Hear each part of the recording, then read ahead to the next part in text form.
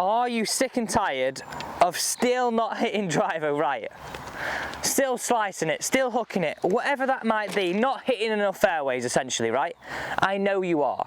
These are 3 simple steps every club golfer has to follow to get better at driving the golf ball quicker. Step-by-step guide, let's get into it. Now, we might be going through this video and you might think, you know what, I've nailed them, I don't need to worry about them. But I've seen it so often. What is really happening and what you feel is happening are 2 different things. Get these correct. Even if you think you've nailed them, watch this because you need to make sure you got them correct and then you can move forwards. Okay, so let's start with tee height. How high do we have to tee this golf ball? Now, I see a lot of golfers tee it really high, some golfers tee it really low. So what is right? What is the right thing for you to do? There's so much advice out there. Now, as a standard, I think those pink castle tees are probably the best tee height for most golfers. I usually tee it around there, and the reason is we get roughly half a ball above the face, and you can see this in a close-up now. I've got half a ball sitting above the face. Now, the importance of this is this allows us to be hitting up more, in the sense of the higher the ball's teed up, the more likely we are to hit up. Now, for many of us, if we get too high, then this is going to be a killer because then we might actually go under the golf ball. So as tip number 1, it's vitally important that we keep a consistent tee height of half a ball above the face. Now, to get this, I'm going to show you exactly how I did it, a little trick. So, I will place my finger right on the R of the cobra, just like this. So my ball in my hand, so I placed my finger right on the R of this cobra, holding the golf ball as well. So every time I've got the ball in my hand, all I've got to do is tee it up into the ground till my finger hits it, place the golf ball on top, exactly the same. The other option is obviously go for the pink castle tee. I have a little bit of a phobia. I really don't like using them. I don't know what tees you're using currently right now, but I really don't like using them. So that's tip number 1. Let's now move into tip number 2. Now we've set up to this goal. Now we've got the perfect tee height, we can talk about setup. So if you come down the line perspective with me, this is really key, and including setup is not only how we stand to the golf ball with drive, but also how we aim this thing, because the amount of times, right, I see so many golfers aiming in the wrong direction, actually hitting a decent shot to where they're aiming, but they go, no good that. You're misdiagnosing a shot. You're costing yourself shots then out on the golf course, which is no good at all. Okay, so what you can see here is I've got my blue line which runs into my yellow alignment stick, and I've also got a yellow alignment stick on this side. Every single time you are hitting a shot, I want you to imagine these 2 train tracks. Number 1, the blue one has to go down first. This is our ball to target line, okay? So this is where we want the ball to finish, which is hopefully center stripe. Once we've got our ball to target line, we're then allowed to build our stance around that. So the common error that I see, shoulders align, no. Feet and shoulders are built around our blue line, our ball to target line, to give us the best chance. So now I'm stood over this golf ball, I know I am aiming down towards target, whereas if I hit a good shot, I'm going to go straight through my alignment stick. Okay, that is absolutely perfect. That's something that you could probably use with every single shot. Well, you just stand there, picture your blue, build it into your yellow, and stand to that golf ball. Okay, now we know what we're doing to aim this golf club correctly.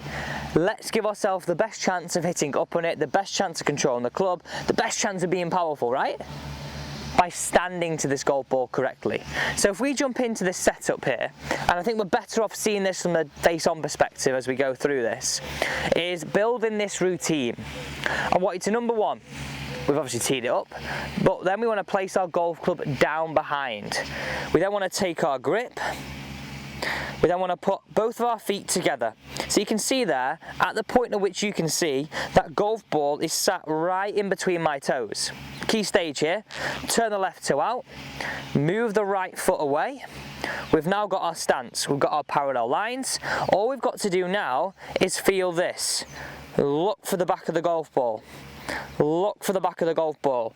You'll see my left shoulder go higher than my right, and also my right shoulder tuck in a little bit. This really helps me keep everything square whilst maintaining a forwards ball position. That is so key, right? So key. Okay, so we've covered points 1 and 2, and you're probably watching this so far going, Alex, there's nothing I've not heard before. Make sure you're doing it. Promise me this. Make sure you're going to give this a bit of an MOT check and get this right. Let's now build on to point number 3 and the final point, and equally, every one of these points is very important, but this is the one where you're going to see the difference in the feeling of your swing. So many golfers will stand to that golf ball with driver, we get right shoulder riding out early as a right-handed player. This sort of chopping down motion. Was that you, right? Or we stood here and it's a stand-up motion. There's 2 aspects I want you to feel as you start this downswing. Number 1, left pocket goes out the way, right shoulder goes low. Okay, we'll show you some slow-mo, some down the line and face on as we're going through this, but this is the move I want you to practice whilst you're stood over that golf ball. Watch this. To the top.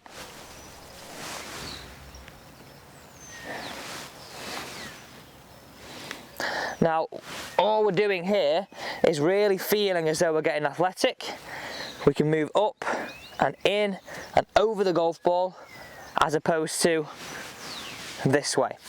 So if you're struggling to get that feeling with your hands on the golf club, follow this, okay? So this is all part of point number 3. Just place the club across your chest. Starting the downswing, instead of the club working out first, can we get the club working behind us first and then in? So you can really see here, I'm organising my body totally different to this, more of this into the golf ball. So you can see here, we're trying to control some simple factors. The simple factors make a massive change. So all in all here, the feelings in the swing I want you to feel is left pocket moves out the way as a right-handed player, right shoulder moves down, the left wrist stays flat, left wrist to target. All this is a great way to feel as though you're going to start the golf swing in a much better sequence as opposed to chopping it out and across. All these things starting to make sense. Tee height, setup, now feelings in the golf swing. What better way to actually improve your golf, right? Let's set this one away. This is the most important part of the process because we're going to go through exactly what you should do out on the golf course. You know your tee height, you know how you stand to the golf ball, you know the feeling in the swing. So we've got our ball. I'm going to put my finger on the art, tee into the ground, ball to target. A couple of practice swings. So we're going to add in point number 3 really as a feeling in a practice swing. Okay, now we're going to move into the shot. We're going to get our blue line down. Keep concentrating on picturing that blue line.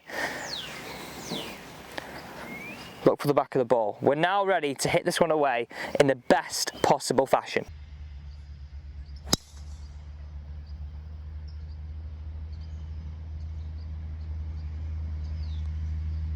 So there we go. Simple, easy 3 steps you've got to follow as a club golfer to get better with driver. Right tee height, right aim, and a feeling to give you the best chance of crashing up and through that golf ball. Give it a try and make sure you actually come back to the channel, write a comment, and hopefully I'm going to hear some great stories of you joining the many other people that have used this tip to drive the golf ball better.